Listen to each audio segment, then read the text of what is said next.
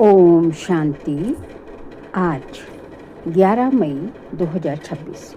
आज के श्रीमा वाक्यों में हमारे परम पिता परमात्मा शिव कहते हैं, मीठे बच्चे, बाबा आए हैं आप बच्चों को अपने समान महिमा लायक बनाने। बाप की जो महिमा है वह अभी तुम धारण करते हो। बाबा आए हैं आप बच्चों को आप समान बनाने। बाबा आए हैं आप बच्चों को अपने समान महिमा लायक बनाने। बाप की जो महिमा है वह अभी तुम धारण करते हो। प्रश्न, भक्ति मार्ग में परमात्मा माशूक को पूरा ना जानते भी कौन से शब्द बहुत प्यार से बोलते और याद करते हैं? उत्तर है, बहुत प्यार से कहते और याद करते हैं, हे माशूक, तुम जब आएंगे तो हम सिर्फ आपको ही याद करेंगे और सबसे बुद्धियुक्त तो आपके साथ जोड़ेंगे। अब बाप कहते हैं, बच्चे मैं आया हूँ तो देही अभिमानी बनो। तुम्हारा पहला फर्ज है प्यार से बाप को याद करना। ओम शांति। मीठे मीठे जीव की आत्माओं को परमपिता परमात्मा जिसने अब शरीर का लोन लिया है बैठ समझाते हैं कि मैं साधारण बूढ़े तन में आता हूँ, आकर बहुत बच्चों को पढ़ाता हूँ। ब्रह्मा मुख वंशावली ब्राह्मण बच्चों को ही समझाएंगे, जरूर मुख द्वारा ही समझाएंगे और किसको समझाएंगे। कहते हैं, तुम मुझे भक्ति मार्ग में बुलाते आए हो, हे पतित पावन। भारत खास और दुनिया में आम सब बुलाते हैं। भारत ही पावन था, बाकी सब शांति धाम में थे। बच्चों को ये स्मृति में रखना चाहिए कि सतयुग त्रेता किसको कहा जाता है, द्वापर कलयुग किसको कहा जाता है, उनमें कौन कौन राज्य करते थे। तुम्हारी बुद्धि में पूरी नॉलेज है। जैसे बाप को रचना के आदि मध्य अंत का ज्ञान है, वैसे तुम्हारी बुद्धि में भी है।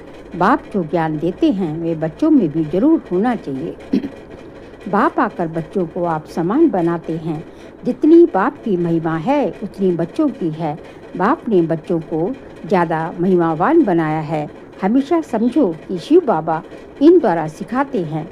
आत्मा ही एक दो से बात करती है, परंतु मनुष्य देह अभिमानी होने के कारण समझते हैं फलाना पढ़ाता है। वास्तव में करती सब कुछ आत्मा है।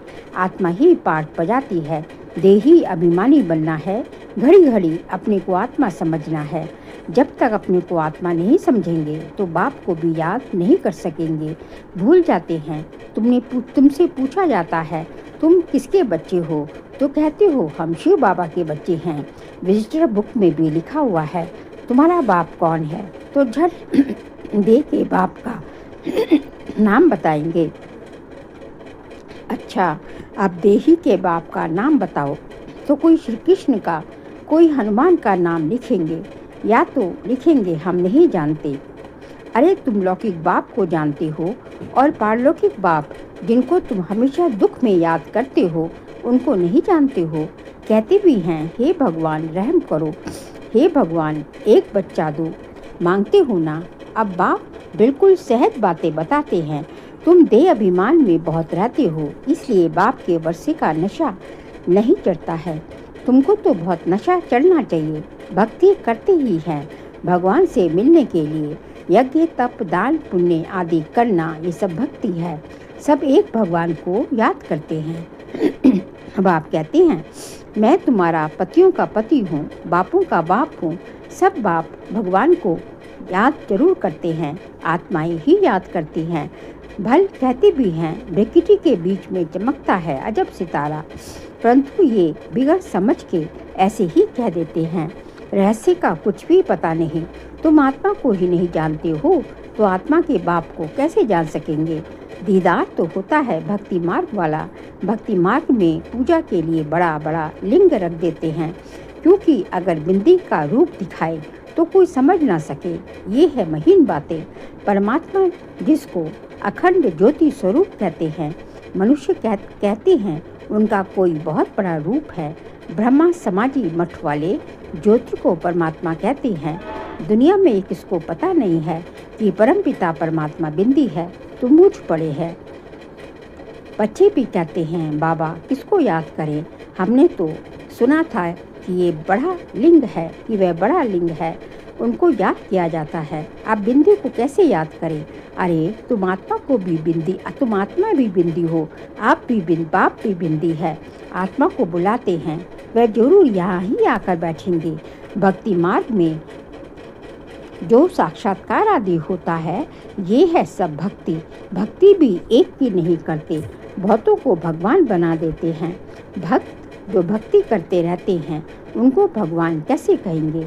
अगर परमात्मा सर्वव्यापी कहते हैं, तो फिर भक्ति किसकी करते हैं? सो भी भिन्न प्रकार की भक्ति करते हैं। बाप समझाते हैं, बच्चे ऐसे मत समझो कि हमको अनेक वर्ष जीना है। अभी समय बहुत नज़दीक होता जाता है। निश्चय रखना है, बाबा को ब्रह्मा द्वारा स्थापना करानी है। बाप खुद कहते हैं, मैं इस द्वारा तुमको सृष्टि के आदि मध्य अंत का राज बताता हूँ। गाते भी हैं, ब्रह्मा द्वारा स्थापना। ये नहीं जानते कि नई दुनिया को विष्णुपुरी कहा जाता है, अर्थात विष्णु के 2 रूप राज्य करते थे। किसको पता नहीं है कि विष्णु कौन है? तुम जानते हो कि ये ब्रह्मा सरस्वती ही फिर विष्णु के 2 रूप लक्ष्मी नारायण बन पालना करते हैं। ब्रह्मा द्वारा स्थापना विष्णुपुरी अर्थात स्वर्ग की फिर पालना करेंगे। तुम्हारी बुद्धि में आना चाहिए, बाप ज्ञान का सागर है, मनुष्य सृष्टि का बीज रूप है। वह इस ड्रामा के आदि मध्य अंत को जानते हैं। वही पतित पावन है। जो बाप का धंधा वही तुम्हारा है। तुम भी पतित से पावन बनाते हो। दुनिया में एक बाप के 3-4 बच्चे होंगे। कोई अच्छा बहुत ऊंचा चढ़ा हुआ होगा, कोई बिल्कुल नीचे होगा। यहाँ तुमको बाप एक ही धंधा सिखाते हैं कि तुम पतितों को पावन बनाओ। सबको ये लक्ष्य दो कि शिव बाबा कहते हैं, मुझे याद करो। गीता में श्री कृष्ण भगवान वाच लिख दिया है, तुमको समझाना है। भगवान तो निराकार पुनर्जन्म रहित है, बस यही भूल है। अभी तुम बच्चे श्री कृष्णपुरी के मालिक बन रहे हो। कोई राजधानी में आते हैं, कोई प्रजा में। श्री कृष्णपुरी कहा जाता है क्योंकि श्री कृष्ण सभी को बहुत ही प्यारा है। बच्चे प्यारे लगते हैं ना। बच्चों का भी माँ बाप से प्यार हो जाता है, प्यार सारा बिखर जाता है।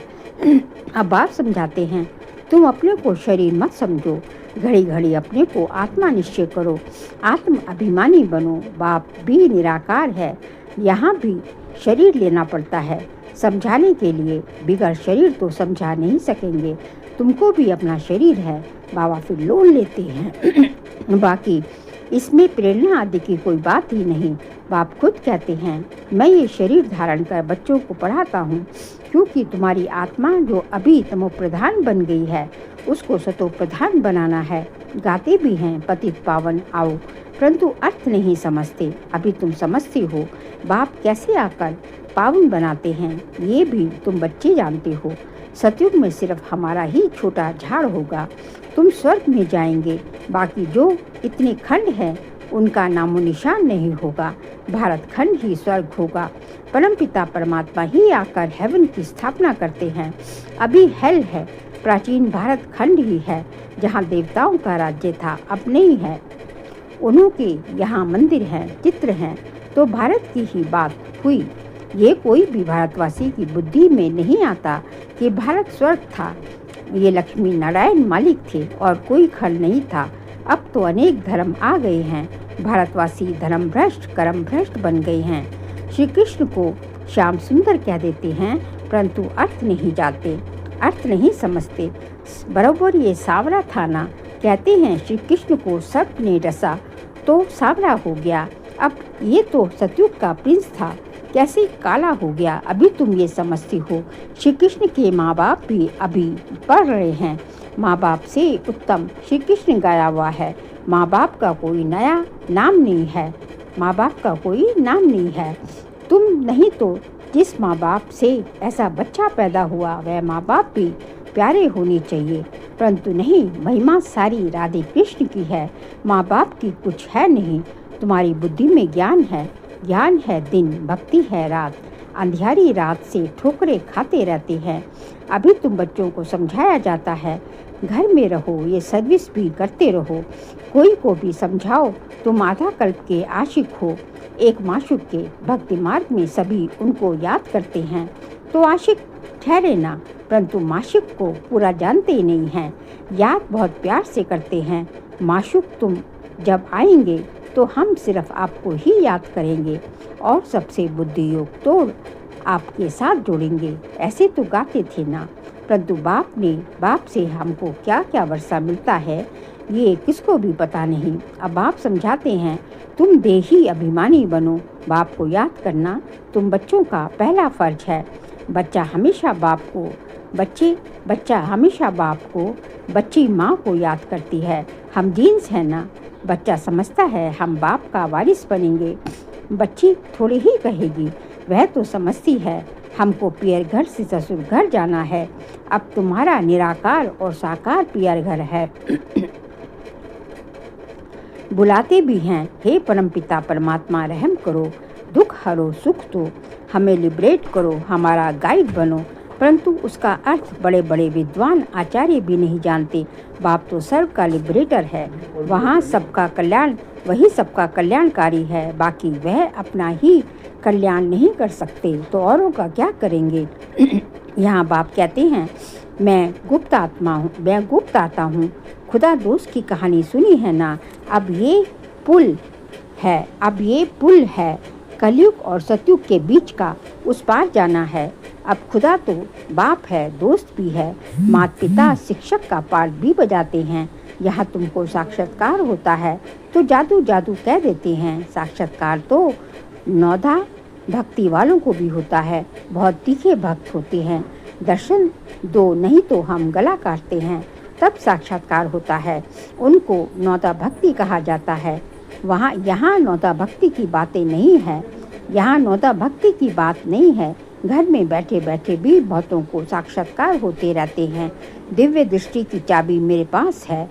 अर्जुन को भी मैंने दिव्य दृष्टि दी ना। ये विनाश देखो, अपना राज्य देखो।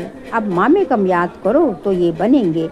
अभी तुम समझते हो विष्णु कौन है। मंदिर बनाने वाले खुद नहीं जानते। विष्णु द्वारा पालना 4 भुजा का अर्थ ही है 2 भुजा मेल की 2 फीमेल की। विष्णु के 2 रूप लक्ष्मी नारायण है, परंतु कुछ भी समझते नहीं। इसका भी ज्ञान नहीं, ना शिव बाबा का ना विष्णु का। पहले बाबा का आकर्षण था, बहुत आते थे। शुरुआत में सारा आंगन भर जाता था। जज मजिस्ट्रेट सब आते थे। फिर विकार का झगड़ा शुरू हुआ। कहने लगे बच्चे नहीं पैदा होंगे तो सृष्टि कैसे चलेगी। ये तो सृष्टि बढ़ने का कायदा है। गीता की बात ही भूल गए कि भगवान वाच काम महाशत्रु है, उस पर जीत पानी है। कहने लगे स्त्री पुरुष दोनों इकट्ठे आए तो उनको ज्ञान दो, अकेले को नहीं दो। अब दोनों भी आए तो देखे ना। देखो दोनों को इकट्ठा भी देते हैं तो भी कोई ज्ञान लेते हैं, कोई नहीं लेते हैं। तकदीर में नहीं होगा तो क्या कर सकते हैं। एक हंस एक बगुला बन पड़ते हैं। यहाँ तुम ब्राह्मण देवताओं से भी उत्तम हो। जानते हो हम ईश्वरीय संतान हैं, शिव बाबा के बच्चे हैं। वहाँ स्वर्ग में तुमको ये ज्ञान नहीं रहेगा। ना जब निराकारी दुनिया मुक्ति धाम में होगा, वहाँ स्वर्ग में तुमको ये ज्ञान नहीं रहेगा। ना जब निराकारी दुनिया मुक्ति धाम में होंगे तब ये ज्ञान होगा। ये ज्ञान शरीर के साथ ही खत्म हो जाता है। अभी तुमको ज्ञान है, एक बाबा पढ़ा रहे हैं। अब ये खेल पूरा होता है, सब एक्टर्स हाजिर हैं। बाबा भी आया है, रही हुई आत्माएं भी आती रहती हैं। जब सब आ जाएंगे तब विनाश होगा, फिर सबको बाप साथ ले जाएगा। सबको जाना है, इस पतित दुनिया का विनाश होना है। अच्छा मीठे मीठे सिक्की लद्दे बच्चों प्रति माता पिता बाप दादा का याद प्यार और गुड मॉर्निंग। रूहानी बाप की रूहानी बच्चों को नमस्ते। हम रूहानी बच्चों की रूहानी बाप दादा को नमस्ते। Good morning. शुक्रिया बाबा, शुक्रिया। सार के लिए पॉइंट्स है, पतित से पावन बनाने का धंधा जो बाप का है वही धंधा करना है। सबको लक्ष्य देना है कि बाप को याद करो और पावन बनो। सेकंड पॉइंट, ये ब्राह्मण जीवन देवताओं से भी उत्तम जीवन है। इस नशे में रहना है, बुद्धि का योग और सबसे तोड़ एक माशूक को याद करना है। आज का बाबा का वरदान है, त्याग और स्नेह की शक्ति द्वारा सेवा में सफलता प्राप्त करने वाले स्नेही सहयोगी भव। त्याग और स्नेह की शक्ति द्वारा सेवा में सफलता प्राप्त करने वाले स्नेही सहयोगी भव। जैसे शुरू में नॉलेज की शक्ति कम थी, लेकिन त्याग और स्नेह की आधार पर सफलता मिली। बुद्धि में दिन रात बाबा और यज्ञ की तरफ लगन रही। जिधर जिगर से निकलता था बाबा और यज्ञ, इसी स्नेह ने सभी को सहयोग में लाया। इसी शक्ति से केंद्र बने। साकार स्नेह से ही मन मना भव बने। साकार स्नेह ने ही सहयोगी बनाया। अभी भी त्याग और स्नेह की शक्ति से घेराव डालो तो सफलता मिल जाएगी। स्लोगन है, फरिश्ता बनना है तो व्यर्थ बोल व डिस्टर्ब करने वाले बोल से मुक्त बनो। फरिश्ता बनना है तो व्यर्थ बोल व डिस्टर्ब करने वाले बोल से मुक्त बनो। बाबा कहते हैं, यदि फरिश्ता बनना है तो आपके जीवन से व्यर्थ जो है बिल्कुल ख़त्म हो जाना चाहिए, और आपको किसी को जो है डिस्टर्ब अर्थात किसी को जो है दुख भी जो है नहीं देना चाहिए। फिर जो है मई मास का व्यक्तिशाली का सब्जेक्ट है, सदा अचल अडोल एक रस स्थिति का अनुभव करो। आज का पॉइंट है, कोई भी बात हो जाए, चाहे प्रकृति की चाहे व्यक्ति की, दोनों अचल स्थिति के आराम को, दोनों अचल स्थिति के आसन को जरा भी हिला ना सके। प्रकृति भी और व्यक्तियों की हलचल भी और प्रकृति की हलचल भी। इतने पक्के होना, जैसे देखो शरीर आसन पर नहीं टिक सकता तो हलचल करेगा, ऐसे मन हलचल तो नहीं करता। सदा अचल अडोल, जरा भी हलचल नहीं हो। अगर कभी हलचल और कभी अचल है तो सिंहासन भी कभी हिलेगा, कभी मिलेगा और कभी नहीं मिलेगा। अच्छा, ओम शांति।